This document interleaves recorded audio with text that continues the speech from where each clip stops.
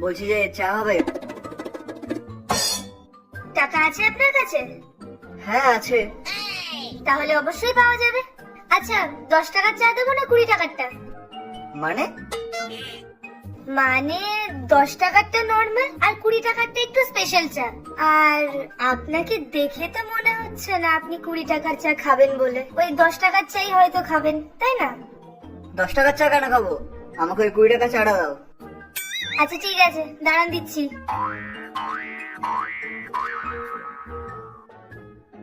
এই নিন।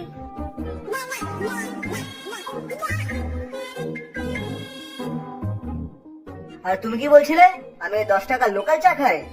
ওইদিকে যে কোম্পানিটা দেখছো না, আমি ওখানে জব করি। আমি না মাসে 35,000 টাকা স্যালারি পাই। তোমার মতো চা বিক্রি করি না। সম্মান দিয়ে কথা বলো আমার সাথে। কি বললেন আপনি? সম্মান? মাত্র 35,000 টাকা স্যালারি পান, তাতে আবার আপনার সম্মান চাই? আপনার ওই অফিসের বস কখনো আপনাকে সম্মান দিয়েছে? ওনার আবার আমার থেকে সম্মান চাই।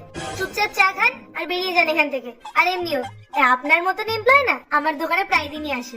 এসে নিজেদের জীবনের দুঃখ প্রকাশ করে, বলে যে আপনাদের বস আপনাদের কিভাবে টর্চার করে।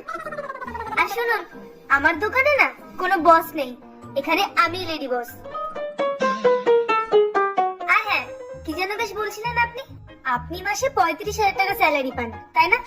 আমার এই দোকানে না কম করে রোজ 300 জন হলেও লোক আসে, আর তারা প্রত্যেকে যদি 10-20 টাকা করে চা খায়, তাহলে ভাবুন তো আমার পার ডে এভারেজ ইনকাম কত? প্রায় 4,000 টাকা।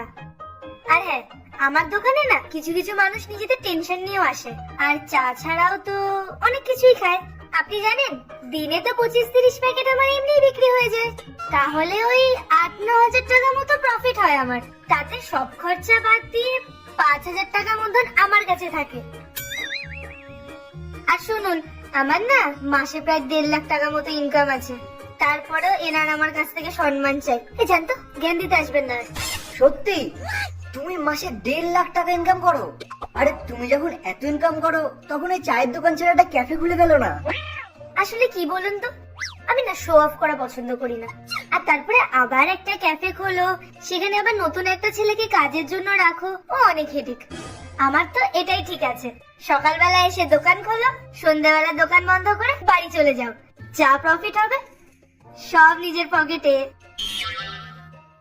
বিজনেস করে খাই, টাকা বাঁচাতে আমি ভালোই জানি।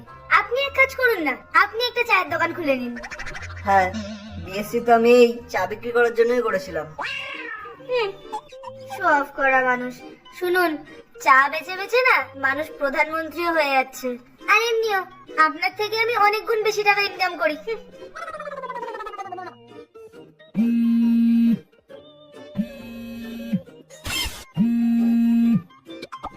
হ্যাঁ স্যার। হ্যাঁ স্যার, আমি তো একটু 2 মিনিট একটু বাইরের দোকানে চা খেতে এসেছিলাম। হ্যাঁ স্যার, আমি এখনই আসি। ওকে স্যার, ওকে। হ্যাঁ ওকে। ওয়ে, আমার টাকাটা তো দিয়েছেন? আরে হ্যাঁ হ্যাঁ দিচ্ছি। আমি কি কোথাও পালিয়ে যাচ্ছি নাকি? বসের ফোন এসেছিল তাই। এই একটু চা চাইছে, একে একটু চা দাও। ওরে মাথা মোটা লোক, ও চা খায় না, বিস্কুট খায়। হ্যাঁ তো যেটা খাই সেটাই দাও।